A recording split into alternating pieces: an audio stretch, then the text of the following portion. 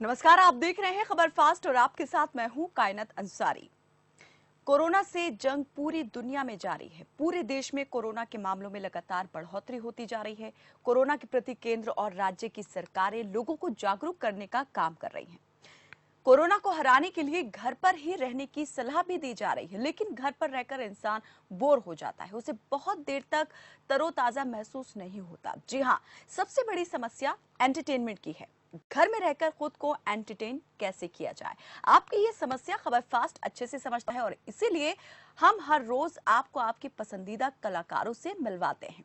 आज भी हम आपके लिए एक ऐसे ही कलाकार को लेकर आए हैं जिनसे हम आपकी मुलाकात करवाएंगे, जो लोगों के दिल अजीज हैं, दिल पसंद हैं। जी हाँ, ये फेमस सिंगर कोई और नहीं, सुरेंद्र रोमियो हैं। इनके आवाज के लोग दीवाने हैं।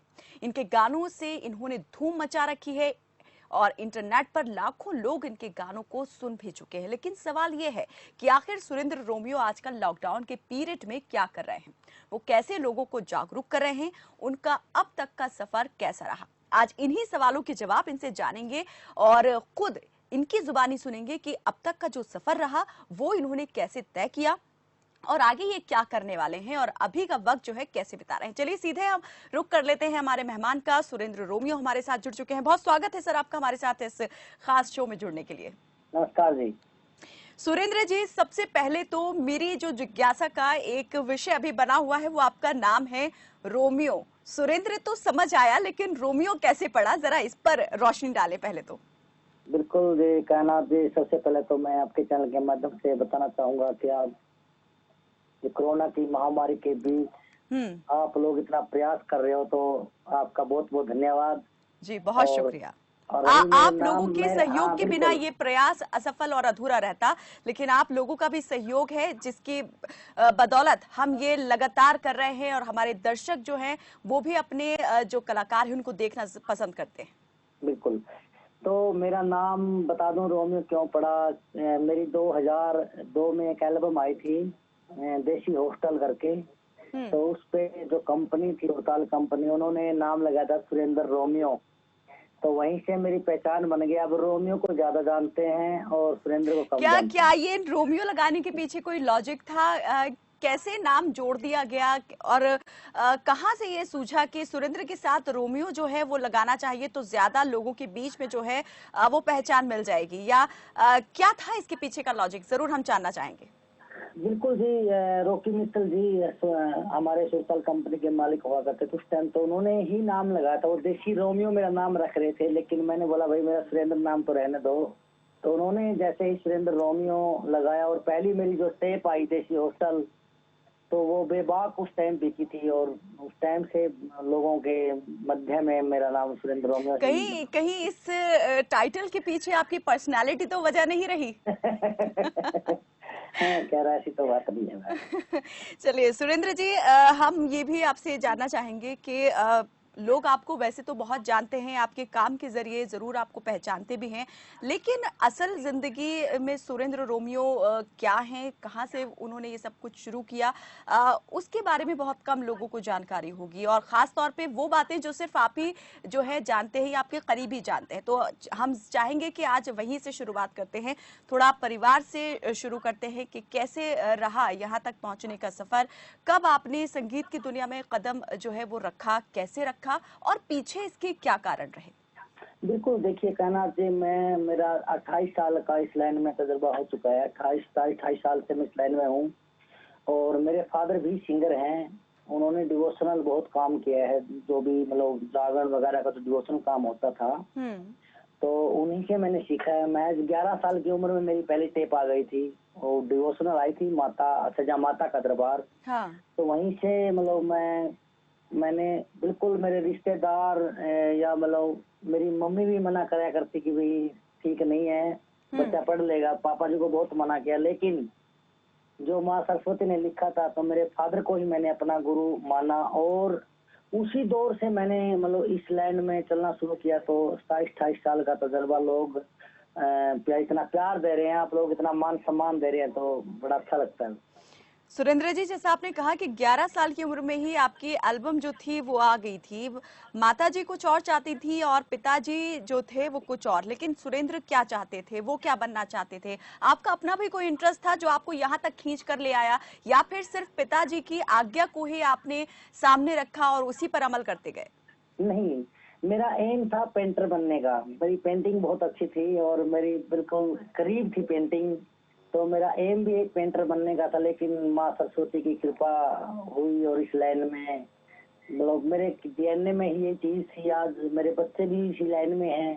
तो मैं भगवान का शुक्रिया अदा करता हूँ माँ सरस्वती का कि वहाँ भी सरस्वती माता का वास होता है पेंटिंग में भी, और यहाँ भी सरस्वती माता का ही वास। जी बिल्कुल। सुरेंद्र जी, बातचीत का सिलसिला तो आगे चलता रहेगा, जारी रहेगा, क्योंकि अभी तो शुरू ही हमने किया है, लेकिन हम अब चाहेंगे कि थोड़ा सा यहाँ पर जो संगीत है उसका तड़का भी लग जाना चाहिए, क्योंकि दर्शक बहुत हमें इस बात का अंदाजा है कि उत्सुक हो रहे होंगे आपकी आवाज को सुनने के लिए। तो हम चाहेंगे कि वो गाना जो आपको सबसे ज्यादा यहाँ पर पसंद है, पहले तो आप उससे शुरुआत करते हैं, वो सुना दें। मेरे 6000 के आसपास गाने हैं, बता दो कायनात जी। मेरे को सभी गाने अच्छे लगते हैं, सभी से मोहब्बत है मैंने। हम्म। लेकिन अभी मैंने हाल ही में 2-3 मेरे प्रोजेक्ट नए मैं कर रहा हूँ, वो आए भी गए, बड़े अच्छे गीत है वो।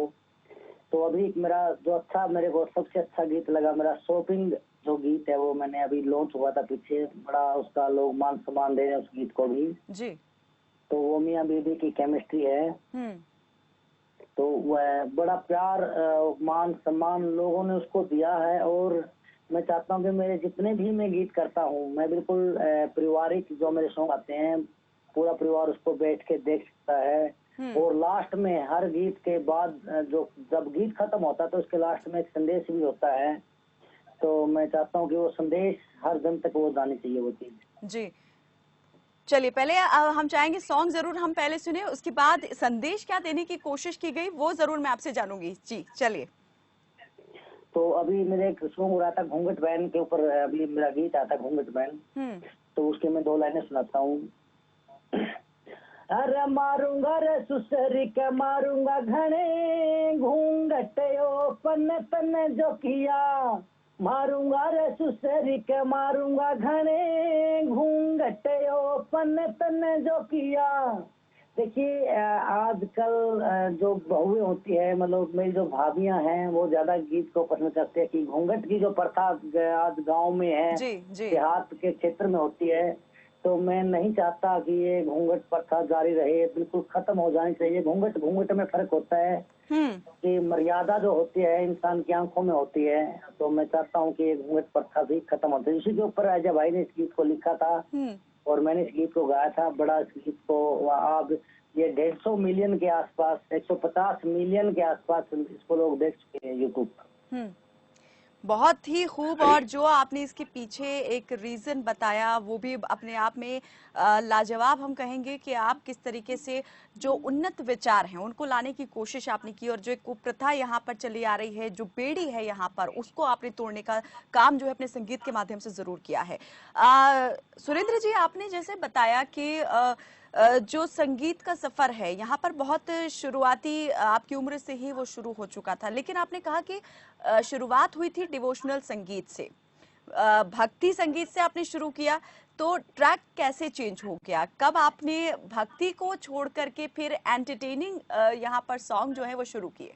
बिल्कुल, मेरी उस मैं बता रहा हूँ आपको, सन 1992-93 में मेरी पहली जो टेप आई थी वो माता का दरबार आई थी। उसके बाद मैंने 7-8 और टेपें धार्मिक ही निकाली, लेकिन पापा जी भी डिवोशन में जाते थे। मैंने बिल्कुल छुप के एक एल्बम गाई, देसी हॉस्टल, और वो इतनी वायरल हो गई। और कंपनी वाले ने, रॉकी भाई ने मेरे को बोला था कि भाई एक एल्बम गा दे ये। माँ भाई मैंने कभी गाया नहीं, क्योंकि मैं धार्मिक ज्यादा मेरा रुझान रहा कभी है। हिचक महसूस हुई आपको उसको, उस गाने को गाने के अंदर? और क्या उस वक्त आपने महसूस किया जब आपने बिल्कुल ही हट करके, लीक से हट के आपने वो एल्बम गाई? बिल्कुल, वो दौर था कि 8 गानों की एक टेप होया करती थी उस टाइम पे। तो जब मैंने 8 गाने गाए, और 8 गानों में भी बता दूं आपको, वो 1 घंटा 35 मिनट की वो टेप होती थी। तो मैंने ड्रम में, हम्म। तो मैंने वो 1.5 घंटे में वो पूरी कैसेट मैंने कंप्लीट कर दी थी। 8 के 8 गाने आपने एक साथ रिकॉर्ड कर दिए थे। एक साथ कर दिए थे, चंडीगढ़ क्या मैंने बात है। रिकॉर्डिंग की थी उसकी। ये घर वालों का डर था या फिर आपका पैशन था कि कुछ नया आपने गाया है? थोड़ी हेजिटेशन मेरी भी थी और घर की भी थी। तो हम चाहेंगे पहले तो जिस एल्बम को आपने छुपते छुपाते गाया लेकिन वो इतनी फेमस हो गई कि फिर आपने अपना माइंड ही चेंज कर लिया, उस एल्बम से ही आप कुछ हमें सुना दें। बहुत पुरानी बात हो गई वैसे तो, 20 साल पहले मेरी एल्बम आई थी वो। जी। फिर छोरा के हॉस्टल में पारो तेरे नाम के लगे ललकारे, छोरा के हॉस्टल में पारो तेरे नाम के लगे ललकारे। तो उस टाइम खैर पूरा तो मेरे को याद नहीं है, गीत 20 साल पहले की बात है। जी। तो अभी मेरा एक गीत मैं बता रहा था, अभी शॉपिंग जो गीत मैंने अभी डाला है वो लोगों ने इतना उसको प्यार दिया है कि वो जैसे घरवाली अपने हस्बैंड को बोलते कि मैं यहाँ किस किस से तंग आ चुकी हूँ, मैं इस कोरोना की महामारी से घर से बाहर नहीं निकल रही, मैं तंग आ चुकी हूँ। तो वहीं पे वो मतलब लड़ाई झगड़े का मैंने गीत विचार किया था वो। चलिए तो पहले अब उसी को सुन लेते हैं, उसके बाद आगे बढ़ते हैं। हो आज तो शॉपिंग मन पिया जी करनी ही करनी, हो आज तो शॉपिंग मन पिया जी करनी ही करनी। और फिर मेल कहता है, जे लिकड़ी घर से बाहर छोड़ तेरी भरनी ही भरनी, जे लिकड़ी घर से बाहर छोड़ तेरी भरनी ही भरनी, और शॉपिंग करनी ही करनी छोड़ तेरी भरनी ही भरनी, जे लिकड़ी घर से बाहर छोड़ तेरी भरनी ही भरनी। बहुत बढ़िया, बहुत खूब। सुरेंद्र जी, यहाँ जैसे आपने मैं फिर से थोड़ा सा फ्लैशबैक में जाना चाहूंगी। आपने जो जिक्र किया था कि छुपते छुपाते एल्बम आपने गाई, जब एल्बम रिलीज हुई लोगों ने बहुत उसे सराहा, तो परिवार का रिएक्शन कैसा था? खासतौर पे आपके जो पिताजी थे उनका कैसा रिएक्शन था? पिताजी को जब वो बिल्कुल हिट हो चुकी थी और डीजे का थोड़ा क्रेज आया था उस टाइम पे, तो ट्रैकों पे वो हरियाणा की पहली एल्बम थी। जो ट्रैक हम क्या था कि लाइव गाया करते थे, पूरे जितने भी साथी कलाकार है मेरे लाइव का ही हमारा क्रेज होता था यहाँ पे जी। लेकिन ट्रैकों पे वो पहली एल्बम थी, पंजाब में उसकी रिकॉर्डिंग हुई थी, कुछ गीत उसके चंडीगढ़ रिकॉर्ड हमने किए थे। तो पिताजी ने वो गाड़ी वाड़ियों में, जैसे जो हमारे यहाँ पे टैक्सियां जो चलती हैं, मैक्सी कैब जो होती हैं, उन पे वो गाने सुने तो उनको लगा भी आवाज से मेरे लड़के की लग रही है, लेकिन नहीं वो तो नहीं गाएगा, वो तो घर में गाता है। तो काफी दिनों बाद मेरे पास जैसे पापा ने पूछा, भाई तूने कोई एल्बम वगैरह गाई है? हाँ मैंने एल्बम गाई है। फिर अच्छा बस बहुत अच्छी चल रही है, बहुत बढ़िया। तो वहां से मेरे को बहुत एनर्जी मिल गई, तो वहीं से मतलब मेरे को हौसला भी मिला है मतलब। और मेरे पिताजी ने कभी भी मेरे को ये नहीं बोला, क्योंकि मैंने जितने भी सॉन्ग गाए आज तक पारिवारिक मैंने गीत गाए, कोई अभद्र भाषा का मैंने कभी प्रयोग नहीं किया। और मेरे जितने साथी कलाकार, मैं यही बोलना चाहूंगा, चाहे लिखने वाले हो चाहे वो गाने वाले हो या स्टेज करते हो, प्लीज रिक्वेस्ट है कि जितना भी गाएं शुद्ध गाएं, परिवार सबके है। और अच्छा लगता है समाज में। कलाकार क्या है, कलाकार का एक फर्ज बनता है कि हम समाज को अच्छी दिशा में लेके जाएं। जी जी बिल्कुल जी बिल्कुल।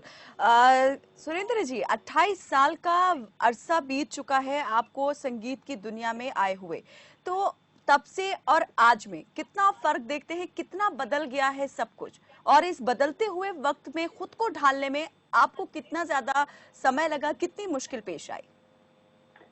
समय की बात होती है, लेकिन वो दौर एक अलग था। उस टाइम में एंटरटेनमेंट के ज्यादा साधन नहीं होते थे, कोई मोबाइल का, कोई मतलब कंप्यूटर का कोई जमाना नहीं था, और लाइव हम प्रोग्राम करा करते। तो उस टाइम लोग उस चीज को सुनते थे बहुत अच्छे तरीके से जी।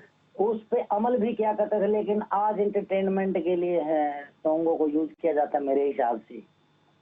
तो बदलाव तो बहुत काफी कुछ हुआ है, और हमने भी प्रयास किया कि हम इस बदलाव के दौर में हम भी बदलें।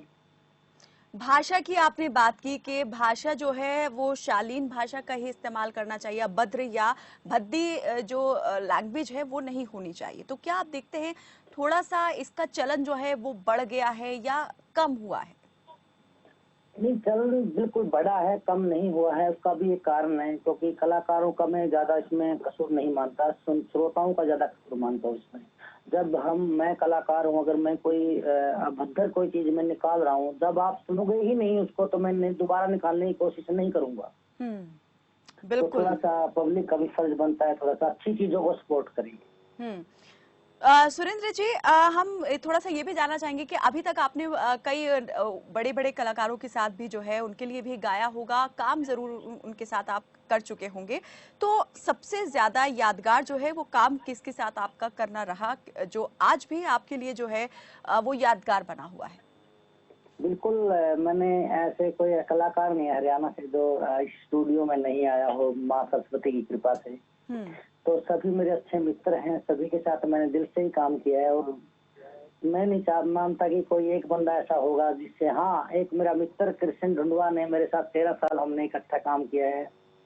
तो बड़ा अच्छा लगा उसके साथ वो 13 साल जो हमारी गुजरे, एक भाई भाई की तरह हमने काम किया है। जी।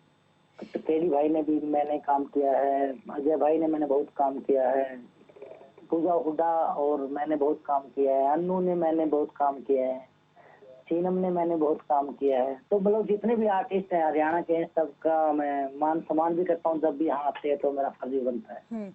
टर्निंग पॉइंट आपके जीवन में कब आया? जब काम तो आप बहुत वक्त से करते आ रहे हैं, कब लगा कि जिंदगी रातों रात जो है बिल्कुल पलट गई है? लोग जो कल तक थोड़े जानते थे अब बहुत बड़े लेवल पर जानना शुरू कर चुके हैं, और एकदम से आप जो है रातों रात हरियाणा के जो है स्टार बन गए। बिल्कुल, 2004 में वो अरसा था। 2004 में एक एल्बम आई थी मेरी, 11 की छतरी। देशी हॉस्टल के बाद दूसरी एल्बम मैंने वो निकाली थी। तो वहीं से मैं मानता हूँ कि मेरा पुनर्जन्म हुआ है, क्योंकि वहीं से मेरा पर्सनल गीतों का शुरू हुआ। तो लोग वहीं से अपनी पलकों में बिठाने का लोगों ने काम किया है। एक एल्बम थी आपकी पतला दुपट्टा, तो बिल्कुल। हम चाहेंगे थोड़ा सा आप उससे हमें कुछ सुना दें तो बहुत अच्छा रहेगा। हाँ, वो 2006 में 5-6 के समथिंग वो एल्बम आई थी। हेरा पतला, हेरा पतला, देखे पतला दुपट्टा तेरा मुंह दिखे रे, तेरा मुंह दिखे। पतला दुपट्टा तेरा मुंह दिखे रे, तेरा मुंह दिखे। मेरे ओढ़न पहरन के सा दिन पिया, बात बात पे क्यों लिखे। पतला दुपट्टा तेरा मुंह दिखे रे, तेरा मुंह दिखे। क्या और बात है ये ये बलवान फौजी ने इसको लिखा था। जी। बहुत हिट ये रागनी इस टाइम भी चली थी, बहुत बढ़िया। और आज भी ये रागनी जो है जब रिक्रिएशन हुआ तो बहुत ज्यादा लोगों को पसंद आई भाई, और बहुत इसे दोबारा से सराहा गया। सपना चौधरी ने जो है इस पर परफॉर्म किया। बिल्कुल।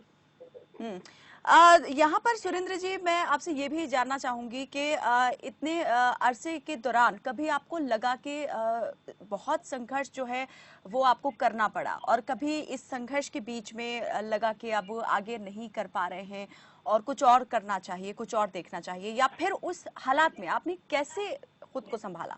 देखिए, क्या नाम किया ऐसा है, हम जो जो मेरे हम उम्र के जो कलाकार हैं, हम एक प्रयासरत कलाकार रहे हैं। अब मेरे बच्चे काम कर रहे हैं इसी लाइन में, उनको ज्यादा प्रॉब्लम नहीं होगी जी। हाँ, उनको बिल्कुल प्रॉब्लम नहीं होगी, क्योंकि उनका ट्रैक उनको मिल चुका है इस चीज का। उनको ज्यादा बिल्कुल गाइडेंस के लिए आप हैं, दूसरे और लोग हैं आपके जो सहयोगी रहे हैं वो भी उनको गाइड करते होंगे, लेकिन आपके लिए जरूर मुश्किल यहाँ रहा होगा। गॉडफादर होना एक बड़ी बात है। बिल्कुल, मैं बता दूं आपको, हमने बहुत प्रयास किया है कैनाथ जी, बहुत ज्यादा प्रयास किया हमने, क्योंकि हम उस दौर में थे कि लाइव के दौर से ट्रैक पे हम आए हैं। तो ये जो अरसा 6, 7, 8 साल का जो गया है, उसमें हमने बहुत प्रयास किया कि हरियाणवी इंडस्ट्री डीजे का, आप ये देख लो कि पंजाबी जो सॉन्ग होते थे हमारे हरियाणा में 90% बजते थे, हमारे 10% बजते थे हरियाणा के जो सॉन्ग है। लेकिन एक दौर अब ऐसा आया है कि हम 90% पे हैं और पंजाबी 10% पे हरियाणा में सॉन्ग बजते हैं। हमने वो बदलाव करने का काम हमने मेरे साथी कलाकारों ने किया है। तो मेरा यही प्रयास है कि हरियाणवी पूरे भारत में नहीं, पूरे वर्ल्ड में इसकी गूंज सुनाई देनी चाहिए। बिल्कुल सुनाई तो दे ही रही है, और आगे भी इंशाल्लाह जरूर सुनाई देगी, जैसे आपने यहाँ पर सोचा है। हरियाणवी कला को आप आगे ले जा रहे हैं। आपने रागनियां भी यहाँ पर बहुत गाई हैं, तो रागनियों में से हम चाहेंगे कोई एक ऐसी आप रागनी हमें सुना दें जिसे दर्शकों ने बहुत ज्यादा प्यार दिया और आपके भी दिल के बहुत करीब रही। मैंने एक एल्बम आई थी मेरी, चटक मटक के मथुरा चल है, काडू तेरी मरोड़ बावली गाना तू छड़दम तारे ना। तो उस एल्बम के अंदर मैंने हरियाणा का पहला गीत था माँ गौ माता की, मैंने रागनी गाई थी उसके अंदर। तो मेरा कहीं भी लाइव शो हो, वो पूरा प्रोग्राम एक तरफ रहता है और वो गौ माँ की वो एक स्तुति एक तरफ रहती है। तो मेरे दिल की करीब, यानी वो जो डिवोशनल से स्टार्ट किया था वो खत्म नहीं हुआ, वो यहाँ पर आ गया।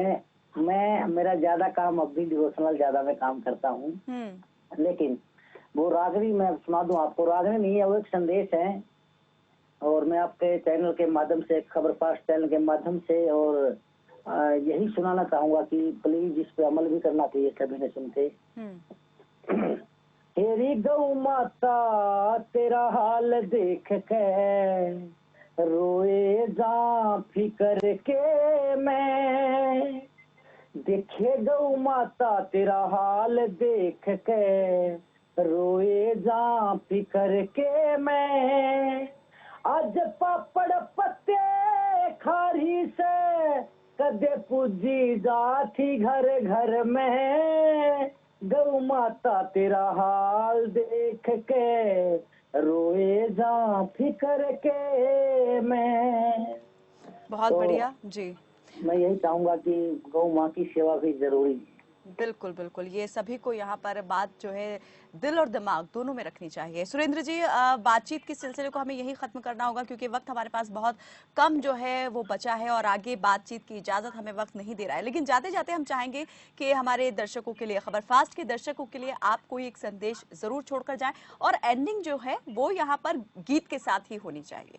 मेरा भी एक गीत आएगा, गणे बिना तरुसी बैठी बोलन गा के लेगी तू, तो उसकी मैं 2 लाइनें सुनाना चाहूंगा। बिल्कुल। तो वो बिल्कुल प्यारा वो गीत है, केडी भाई ने इसको लिखा। मैं दोबारा भी, एक मेरी एल्बम आई थी पहले, वो भी हिट हुई थी बोलन का अकेलेगी, उसका 2 मैं दोबारा लेके आ रहा हूँ। तेरा फिर दोबारा लव यू बोले उसके होठ गुलाबी रे, फिर दोबारा लव यू बोले उसके होठ गुलाबी रे, घने दिना ते रूसी थी अजमान गई थारी भाभी रे, घने दिना ते रूसी थी अजमान गई थारी भाभी रे।